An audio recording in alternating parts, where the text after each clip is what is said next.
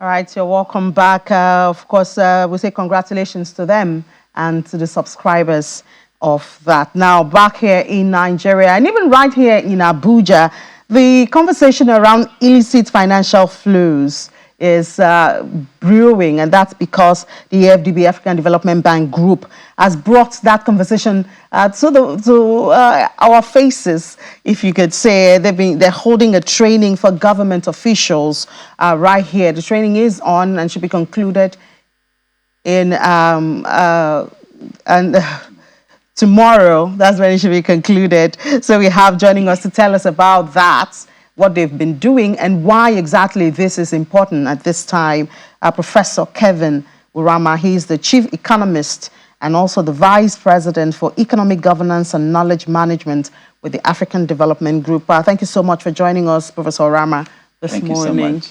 Yeah, I must say, normally I would be in Abuja, in Lagos, and then we'll be doing this kind of virtual, but it's good to see you in flesh and be talking to you right here from our Abuja studio. You're welcome to our Abuja studio. Thank you very much for having me. All right. So, for a lot of Africans, once we hear illicit financial flows, it sounds very familiar, something we've been talking about, something we are facing as a people on the continent. So I guess this would tell us why you have decided to hold a training for government officials, I believe, on this. Tell us about that and how you hope to make your training impactful. So it's not just another sit down and talk time.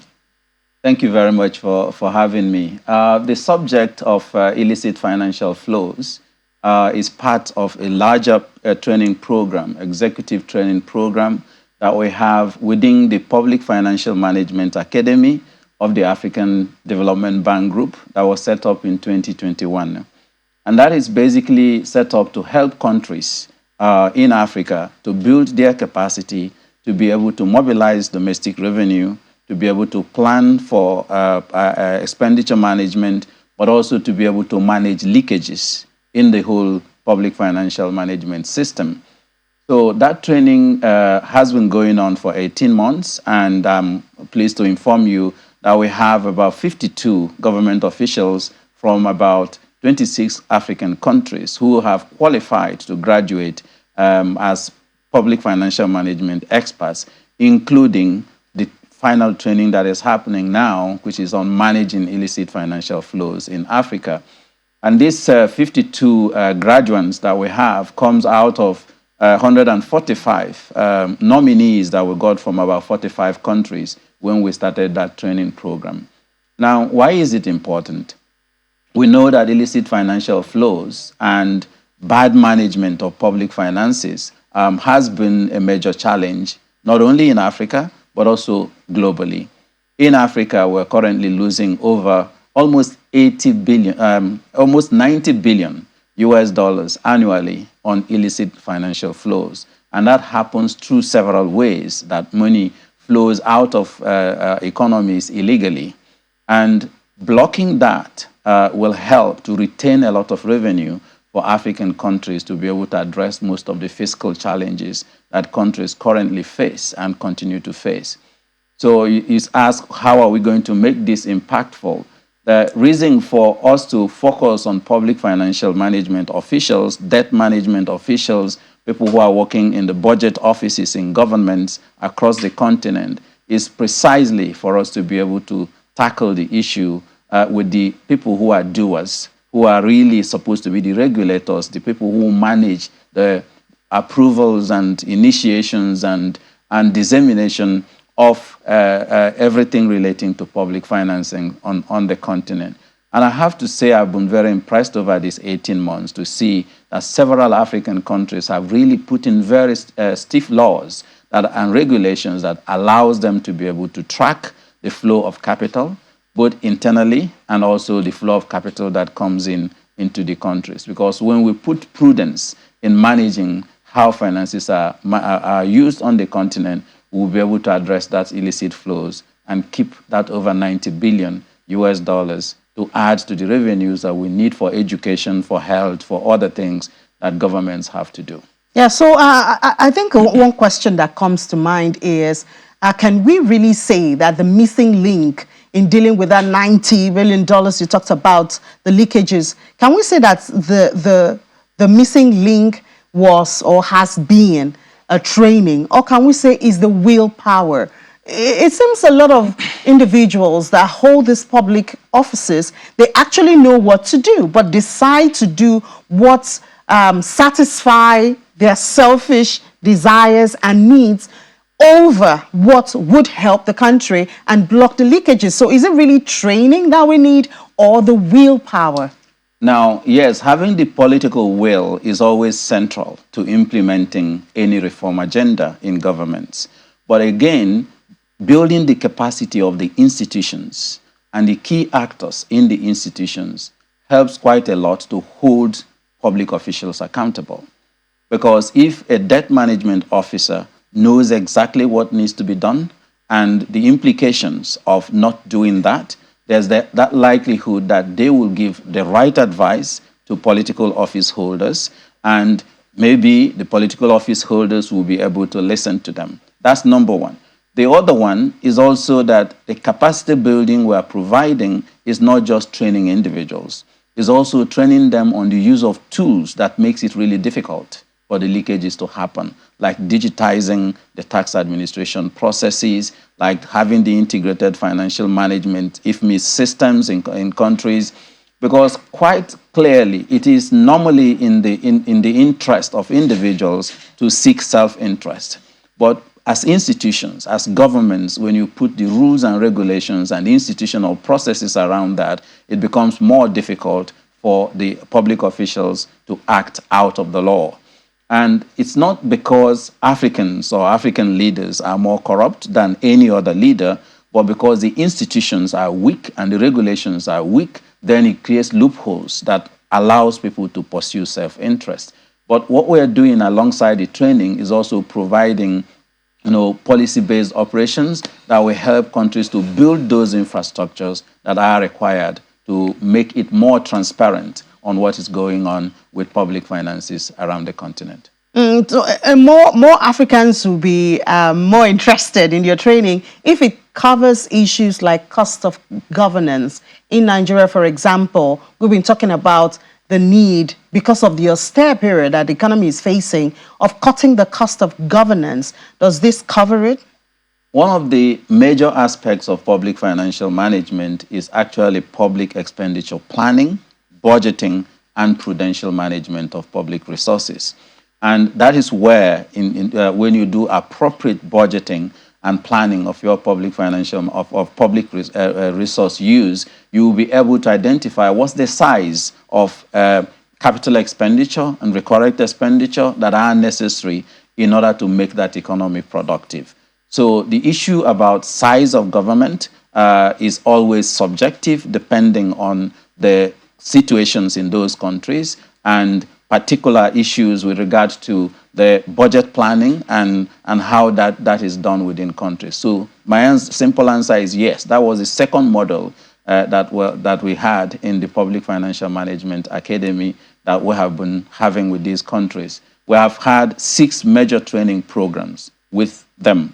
One is on mobilizing resources, domestic revenue mobilization, how to improve the tax administration system. The other one is on prudential planning for budgets and public expenditure management. The other one is prudential debt and debt sustainability management. The other one is on macro fiscal planning and budgeting. And then the one we are doing currently is on limiting, on managing public illicit financial flows in public resource management systems. So does AFDB follow up to ensure that the lessons you have imputed is not wasted, doesn't just end with the training and the celebration around it? Yes, the African Development Bank is a very robust organization. We have several complexes in the bank that is focusing on operations. We have other departments within the economic governance and knowledge management complex, which I head, that is called a strategy for economic governance in Africa. And what that department does is actually following up with countries on policy reforms and agendas, monitoring the progress of these reforms and agendas. And one of the tools we are developing, which will be launched next year, is what we've called, Public Service Delivery Index, which is going to create a transparent indicator on how public servants are delivering on the services promised to countries during their tenure and regime. And that is something we're doing with the African Union Commission and several coalitions of institutions. So it will create incentives to have a transparent monitoring of how public servants are managing their budgets, how finance ministers are delivering on their mandates, how central bank governors are delivering on their mandates. And that, we hope, will allow us to also create a prize for public service delivery in Africa, creating a positive incentive for countries to do better. It would be nice to have this index, when you've done a survey of each country, and then just throw it out there, especially, I'm sure the journalists will jump on it, and then we can use that to speak or tackle our government, as individual countries that are connected. I'm sure it will move some kind of conversation. Precisely that. We have actually completed a survey of all the 54 countries in Africa on that public service delivery index. And we have recently had regional consultations. I think we had one in Nigeria and in Tunisia, in South Africa, everywhere, consulting with public officials and civil society to ensure that that index is comprehensive enough to capture what citizens really care about. And that index will have two sets of indicators. One is the output indicator, which you measure based on the statistics provided by countries, the national bureaus of statistics, but also we have an outcome indicator, which is actually measured by public perceptions of public service delivery in all the African countries. So I really look forward to the launch of that index, because it will help us to have a very transparent benchmarking on how countries are doing at national level, at regional levels, at ministerial levels, but also down to local governments and states. So it's possible now to be able to see that country A or B is doing better and therefore deserves a prize for doing better. So it builds on the Mo Ibrahim Governance Index, which was also established with regard to doing that, but focusing on political governance alone. So with all these efforts, training the public officials on what to do, providing them with the tools they need to do that, but also providing a transparent and independent measure for managing that, monitoring that will quite a lot help. And the other thing that is happening is, because we're like the Public Finance Management Academy, we're actually running this academy with the IMF, with the World Bank, with OECD, with UNCTAD, with all the agencies that are interested in development on the continent, but also with universities and public finance management think tanks across the continent. So it's actually going to be a unanimous composite training program that is provided to allow countries to be able to move forward. And we're also working with ministers and former ministers to understand the day-to-day challenges on why these things are not happening, where the leakages are, and what we need to do as a development bank to help countries to plug those leakages. Yeah, it's a lot that you have on your hand there, know, because the issue of leakages on the continent is something else. But citizens, do they have a role in all of this?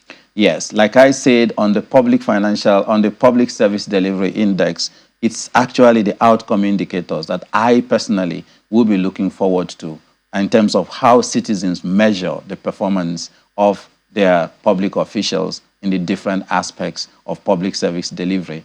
And then also in the Public Financial Management Academy that we're running, yes, we're also having sessions where we work with CSOs and youths and women on the continent to get their views with regard to how to make these improvements happen on the continent.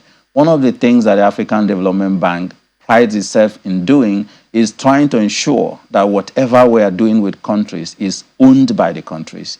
It's actually the people in the countries that actually informs our work and shapes how we work with countries, because unless policies and reforms are embedded in the national realities of countries, quite often it becomes difficult to implement.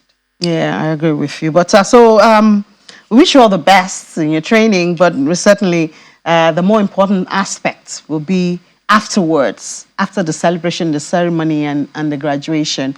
Let's see what difference this has made Yes, to governance? yes, we actually have, KPIs, key performance indicators for the graduates to ensure that we see improvements in tax collection in their countries. We see improvements in the prudence with which the budgets of countries are done and how the public finances of countries are utilized. So we'll be happy to talk to you sometime in future with regard to the progress we have seen. We will certainly look forward to that. Thank you so much, Professor Kevin Ramadi, Chief Economist and Vice President for Economic Governance and Knowledge Management with AFDB. Thank you so much for having me. All right. Okay, still Business Morning for a change coming to you from Abuja. Let's take a break now. When we come back, AFEX will be on top of our minds. Just stay with us.